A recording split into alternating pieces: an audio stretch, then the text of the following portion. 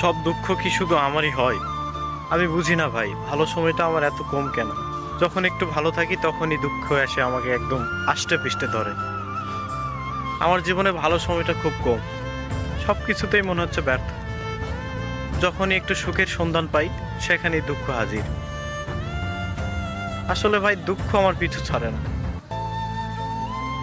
আমি কখনোই ভালো থাকতে পারলাম না। আমার মন খারাপের কারণ কেউ বুঝলো না, কেউ বুঝতেও চায় না। আমার দুঃখ একান্তই আমার। আমি সবার দুঃখ বুঝি, বোঝার চেষ্টা করি।